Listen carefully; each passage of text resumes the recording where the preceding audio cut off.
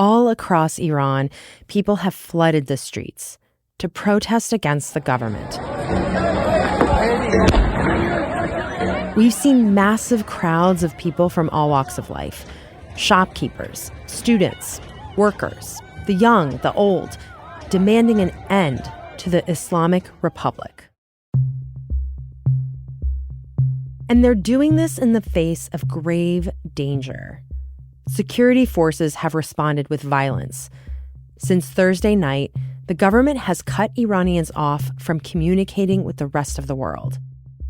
Human rights groups say a massacre is unfolding under this comms blackout. They report at least hundreds have been killed, with eyewitnesses telling them of overflowing hospitals and casualties rising by the hour. This is all unfolding at a time when the Islamic Republic has been weakened on the world stage. Its economy is in shambles. Its international allies decimated. And now U.S. President Donald Trump is weighing responses to the protest crackdown, including military options. So could this be the beginning of the end for the Islamic Republic? From the newsroom of The Washington Post, this is Post Reports. I'm Elahe Izadi. It's Monday, January 12th. Today, I'm joined by the Post's Iran correspondent, Yeganeh Torbati, who's been tracking these protests from the beginning, talking to people inside Iran constantly before the comms blackout.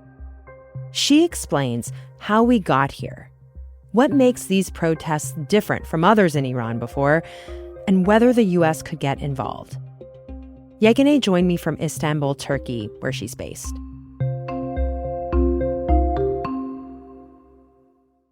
Hi, Yeganeh. Hi, Elahe. We are talking Monday morning Eastern Standard Time, and I've been wanting to talk to you because there has been so much going on inside of Iran, and I know you've covered the country for a while. So as of right now, what do we know what's happened inside Iran over the past couple of days? Well, it's a little bit hard to know what's happened over the past couple of days, mostly because the government has chosen to completely cut off all communications channels practically with the country. So we can't call people, we can't message them. And so all we're sort of left with is this trickle of information that does manage to get out through, these very small apertures. And from what we can tell, hundreds of protesters have been killed by security forces over the last few days. The information that, human rights groups have gathered indicates that people are dying due to gunshot wounds from security forces.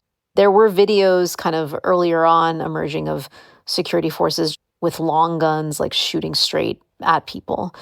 We're seeing some videos being shared by Persian language news outlets, including BBC Persian, that show people looking for family members' bodies. I'm sorry, looking for their bodies, like where? In morgues, in hospitals. It's really hard to sort of verify some of this and to have a really full picture of what's going on, or even drill down into kind of even one of these anecdotes and try to understand more. But the evidence that we're seeing shows hundreds of people that have been killed, possibly more, just in the last few days. And it's all sort of happening under the cover of this total comms blackout.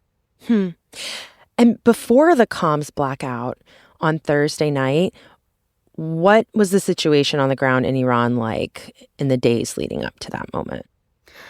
Yeah, prior to this, we were seeing people protesting all across the country, and really sometimes in sizes and crowds that we had not seen in Iran for over 15 years. And they were happening kind of all over in largely Kurdish parts of the country, especially in the West, and also in huge cities like Tehran and Mashhad. And in particular, on Thursday night, we saw a massive protest, a series of protests kind of across the country. And we were able to get a little bit of information about what was happening there before this shutdown started. Yeganeh, I know you've covered other mass protests in Iran, and we've talked about them on the show before. When did these rounds of demonstrations begin, and why? So these really started December 28th. And the spark was basically Iran's currency effectively collapsing. That weekend, the rial, the Iranian rial, had reached something like 1.45 million to the dollar. Wow. And just for context, when I was covering Iran 12 years ago or 13 years ago, the rial was something around 30 to 33,000 to the dollar. So we're talking really about a depreciation of well over 90% in the value of Iran's currency. And so, of course, Iran's economy had been struggling for a while, but this was really the bottom kind of falling out.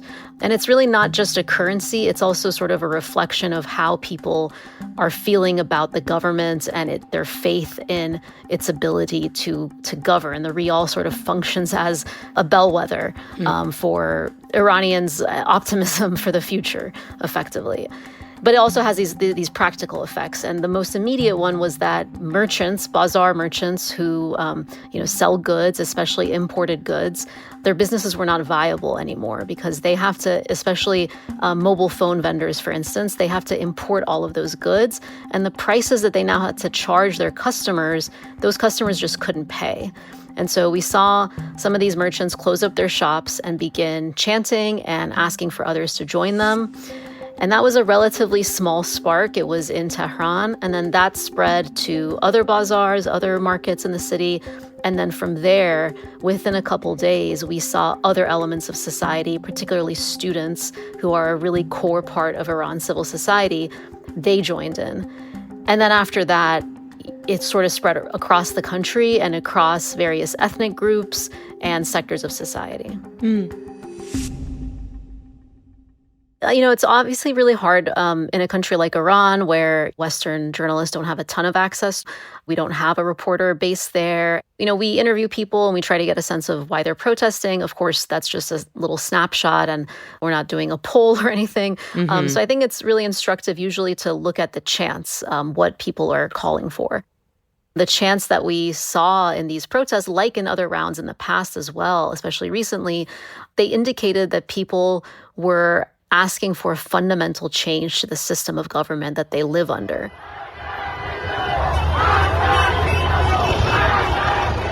We heard chants of death to the dictator, which is a reference to Ayatollah Ali Khamenei, Iran's supreme leader.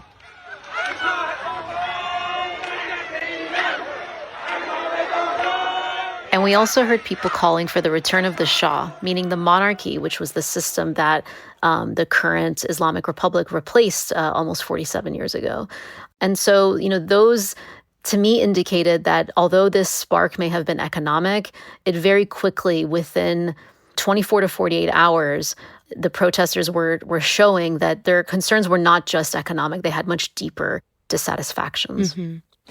Yeah, and I think it would be helpful at this point to take a step back and just briefly explain how Iran is governed, to explain when people are calling for a change to the system, what that means. So since the 1979 revolution in Iran, in which diverse factions of society came to overthrow the monarchy, the Shah of Iran, Iran has been an Islamic republic. So Yeganeh, can you just simply explain for us who is in charge? How is Iran governed? Right. So Iran has a blend of kind of theocratic and republican elements. There are elections. People can vote for president and for members of parliament and for some local officials. But at the end of the day, that democratic element is very tightly managed. The candidates who are able to run for office are approved by a council of clerics and lawyers. And that council, as well as the military, as well as the judiciary and many other institutions in Iran, ultimately answer to the supreme leader. And that supreme leader right now is Ali Khamenei. He has been in charge in Iran since 1989. And he holds ultimate power. And although there's a lot of competition within rival factions in Iran, and we know we've had reformist movements and more conservative movements, at the end of the day, it is the clerical establishment that wields ultimate power. And also kind of increasingly over the last 20 to 30 years, the military establishment as well. And by that, I mean the Revolutionary Guards, although they also ultimately answer to Khamenei. And so when You were saying people were calling for a change to the system.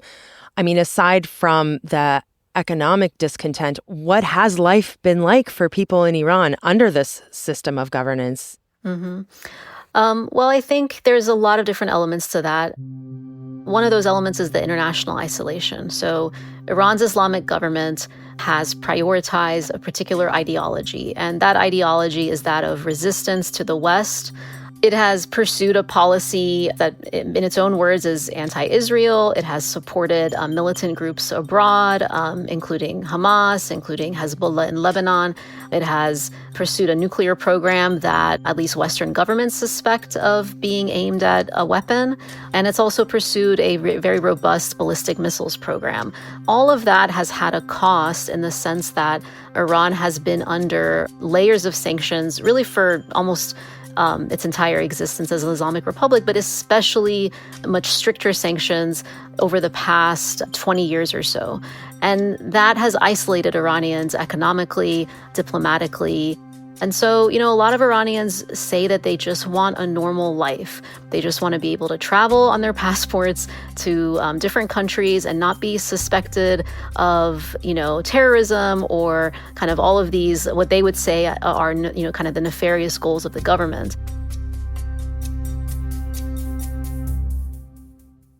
And I think there's also just a deep sense that the government is not running Iran effectively. So just last year, we saw major water shortages in the country and just huge concerns that if it did not rain in time in Tehran or throughout the country, that the dams would be completely empty and the country would run out of drinking water, would run out of water resources used for other things. The president has said, that they may need to move the capital elsewhere. And so that is also sort of seen as a product of the government's mismanagement. There's also power cuts. There's just a host of problems that people see in their day-to-day that aren't getting better.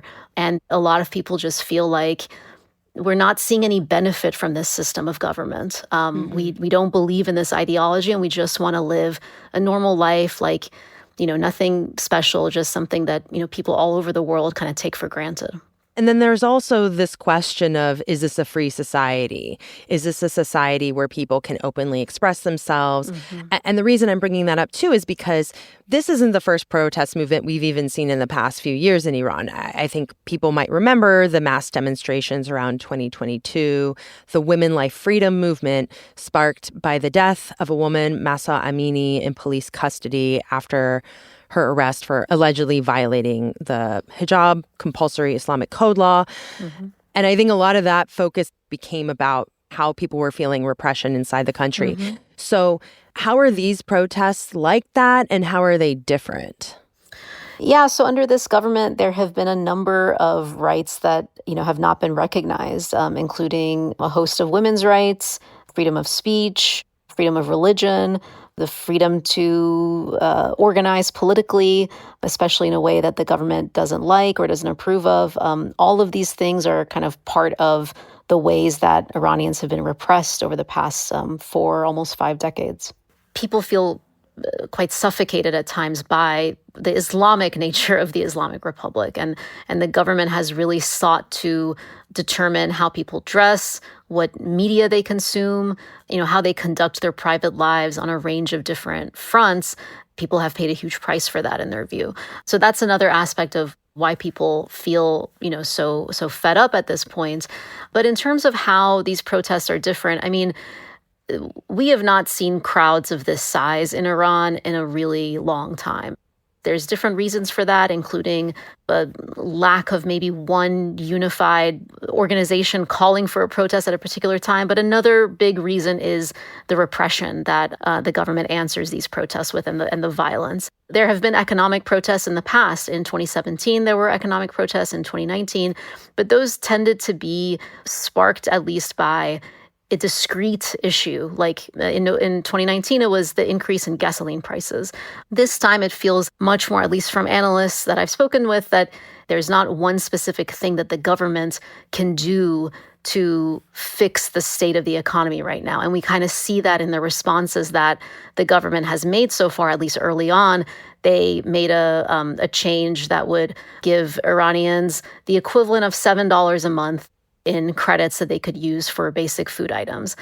That is not really going to have a huge impact on Iranians day to day, and that did nothing to stop the protests. So absent fundamental changes in the economy and how it's run, it seems unlikely that the protesters' demands, at least just on that front, would be met. Yangine, before we leave the first part of this conversation, just circling back to when we were talking about how it's difficult to know how the government has responded to demonstrators right now, given the blackout, but we know at least hundreds, if not more, have been killed. Mhm. How has the government responded to past demonstrations? The government has a long and repeated history of suppressing protests with violence that stretches back, at least in my memory, and possibly before this, at least to 1999, when there were student protests in Iran, and those were suppressed quite violently. Then, if we go forward to 2009, during the Green Movement protests, initially, the government was quite taken aback at their size, but fairly quickly, they unleashed lethal violence. And listeners might remember Neda Agha Sultan, who was shot by a sniper, and her death was captured on a camera phone, and then it was uploaded to YouTube, and we all watched her die on camera. Then, if we fast forward to 2017, there were protests then that were violently suppressed. 2019, in particular, that was when we saw a really bad internet shutdown as well. And we still don't know the exact numbers there, but reputable human rights organizations have put it at least in the 300s, and they say that that's an undercount, but that's what they could document. And then with the Woman Life Freedom protests, the estimates there are around 500 people killed. And in each of these rounds, of course, hundreds, thousands of people are arrested. And then also we see execution. So that is also what happened with Woman Life Freedom in 2022. There were, I think, around a dozen or so men who were executed for taking part in those. Now, the charges were that they had shown violence against security forces, but, we're talking about really rushed trials, inability to defend themselves, forced confessions. And so, we can't necessarily take the government's word on that. That is a very established pattern of reaction from the government to street protests. Well, and I think that makes it all the more remarkable to those of us watching this unfold, that given that record and that understanding of how harsh the responses are, that people are still going out in the streets, still protesting, still, chanting these phrases of calling for an end to this system of governance. Yeah, I think it shows you that people have really had it. I mean, one sentiment that we heard in our interviews with people is just like, there's a chance that I could die, and that's fine. Like, what's the point of this? I can't live like this anymore.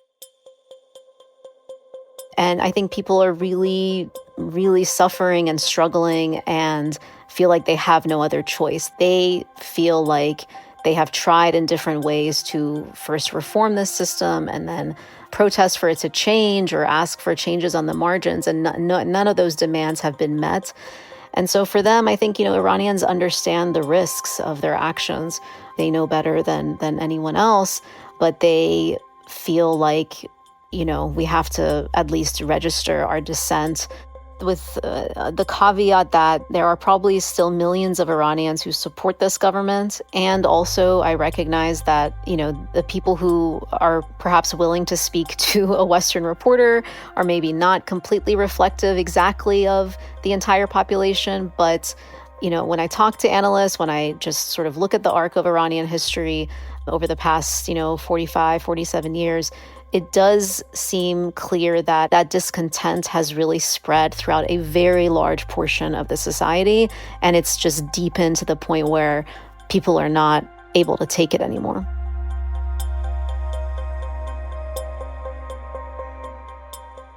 After the break, the Trump factor, what the U.S. response to these protests could look like, and what could be next for the future of Iran. We'll be right back.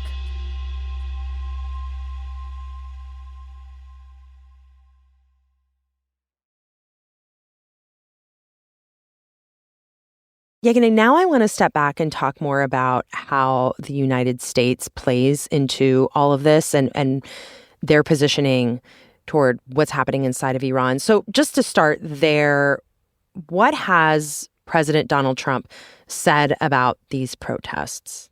Well, he has said repeatedly that if Iran kills protesters, that the U.S. would intervene. I said, if they do that, we're going to hit them very hard.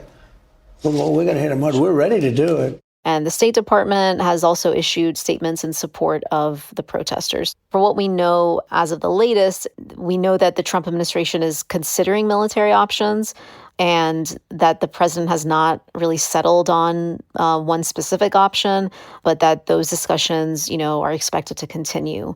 And also at the same time, President Trump has said publicly that Iran has reached out to restart talks. So, it's unclear what those talks would lead to. In the past, Iran has said that the U.S.'s demands of it, including, zero enrichment within Iran's borders and also drastic limits to its missile program, that those are effectively non-starters. And so it's unclear if the U.S. position would change on that or if Iran would decide to agree to some of those compromises. How does this all fall in line with Trump's posture toward Iran generally? It's a little bit confusing sometimes to be able to say what President Trump's posture is. On the one hand, he reopened talks with Iran, negotiations with Iran during the second term, during like basically last year. But then on the other hand, kind of in the middle of those talks, Israel struck Iran and struck its nuclear sites and military sites and killed a bunch of top Iranian military and nuclear officials. And then the United States, under President Trump's orders, also joined in on that attack, striking 3 key nuclear facilities. Our objective was the destruction of Iran's nuclear enrichment capacity and a stop to the nuclear threat posed by the world's #1 state sponsor of terror. Tonight, I can report to the world that the strikes were a spectacular military success. But then also at other times, President Trump has expressed willingness to speak with the Iranians and to negotiate with them. And so there's some contradictions in the policy. He's been hawkish at times. He's been open to negotiations at others. I reported with our colleague Adam Taylor a few months ago that the Trump administration had actually cut funding for internet freedom services in Iran, which doesn't seem to be totally in line with the rest of its policy. It's hard to kind of gauge exactly where President Trump is going to come down on some of these issues. And so how has the Iranian government responded to these sort of threats that Trump has said, like, we're going to hit him where it hurts, and also just generally the international pressure right now? So, Iranian officials have said that they would retaliate, and they've also sort of used those threats. And I think also the timing of these protests, the first protests that have happened after the so-called 12-day war, when Israel struck Iran's nuclear sites and military sites, like I mentioned. And so all of that kind of international pressure is also reflecting domestically, where the government is sort of casting the protesters now as doing the bidding of these foreign actors. And I think it's important to note that the government has always cast protesters as being connected to foreigners. It very much fits into a very comfortable and familiar pattern of rhetoric for Iranian officials to cast internal dissent as the work of outsiders. They've been calling protesters terrorists. They've been likening their tactics to ISIS. And so you don't negotiate with terrorists, you don't compromise with them. And so that really implies like an all-out war against people who have been demanding change. I think one important thing also to note is that the rhetoric that the government has been deploying about, terrorism and all these things also serves to help it rally the troops, so to speak, and to kind of motivate its security forces and its base to engage in repression. So, Yeganeh, I have 2 big questions left, and they're both forward-looking. Okay. One, and I think this is a big one that a lot of people are wondering at this moment, is this the beginning of the end of the Islamic Republic? Could this moment be the moment that brings that government down? I think if you talk to experts, especially experts in revolution, for instance, they believe that Iran is perhaps closer to a revolutionary moment now than it has been since the Islamic Republic was established. Now, when that might happen and what form it would take and how deep the change would be, I think all those are questions that are really just unclear at this point. But I think, the depth of the dissatisfaction, how wide it has spread through society, coupled with that coming at the same time as this very intense international pressure, I think that puts us in uncharted territory, at least for Iran.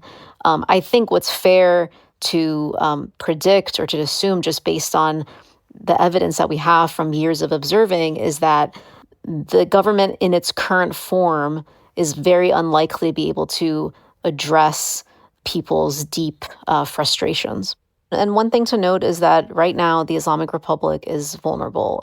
Over the past few years, it's lost ally after international ally, whether that be the government of Bashar al-Assad in Syria. Its ally Hezbollah in Lebanon has been severely degraded.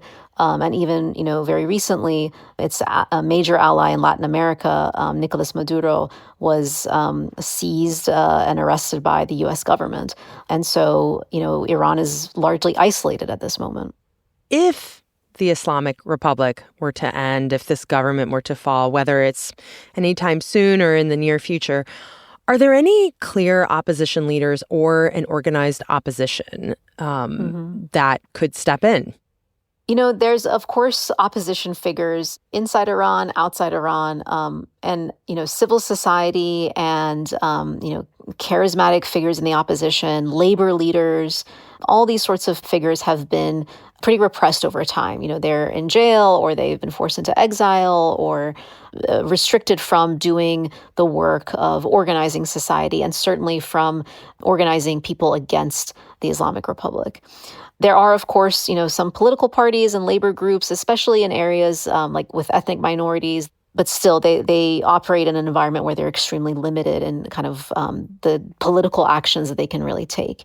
And outside the country, there are many different visions for Iran's future and not necessarily one unifying figure that those groups all believe in, even if they all share a goal of removing the Islamic Republic. And so I would say there's not kind of one opposition group. The person with the most name recognition and probably the broadest following as a result is the former crown prince, Reza Pahlavi, who was the son of the king that was deposed in 1979. And so he has taken kind of the most prominent role over the past couple weeks. He has said that he wants to sort of be a transitional figure that leads Iran to being a secular democracy, and that he doesn't necessarily want to be kind of a ruler in waiting, quote unquote. Over the weekend, Pahlavi spoke to Fox News about his vision for leading Iran to democracy. I'm here to lead and help our nation go through that transition. But beyond liberation, we have to have a plan for a stable, smooth transition, a plan that... And there are definitely people who are inside Iran chanting his name. We have heard that in the protests. And I think when you talk to people, you hear a range of views on that. There are definitely some people who literally want a monarchy in the country. And then there are others who, see him more as a unifying figure who kind of can be like a symbol of opposition to the Islamic Republic, because this is the same form of government that the Islamic Republic overthrew. And so people are, by chanting for it, they are kind of showing the Islamic Republic that they completely reject it. Finally, just what is the big question that you are asking yourself in this moment? So what I'm going to be looking for, especially, when this internet shutdown is lifted, is one, really the true extent of the repression that occurred over the last few days, and sort of what that looked like and how it was carried out. And secondly, if people continue to go out in spite of that and continue to risk their lives, I think that will tell us something about how this protest movement, these demands, aren't going to go away and aren't going to be repressed so easily. Yeganeh, thanks so much for sharing and spending time with us. Thank you for having me. Yeganeh Torbati reports on Iran for The Post. She also has a new book about Iran coming out in June. It's called Stolen Revolution: Betrayal and Hope in Modern Iran. We'll put a link for more information in our show notes. That's it for Post Reports. Thanks for listening. Today's show was produced by Emma Talkoff with help from Sabby Robinson. It was edited by Ariel Plotnick with help from Dennis Funk and mixed by Sean Carter. Thanks to Alan Cypress. You can stay on top of the latest developments out of Iran by following Yeganeh's reporting on the Washington Post's website. And you can share that great journalism with others. With a premium subscription to the Washington Post, you get 3 extra accounts to share with friends and family, so they can stay informed too. Right now, you can get a premium subscription to the Post for $6 every 4 weeks. Just $6 unlocks trusted reporting to share with other people in your life. After the first 6 months, it'll cost $19 every 4 weeks. You can cancel anytime. Head over to WashingtonPost.com/subscribe and get premium access to the Washington Post today. That's WashingtonPost.com/subscribe. I'm Elahe Izadi. We'll be back tomorrow with more stories from the Washington Post.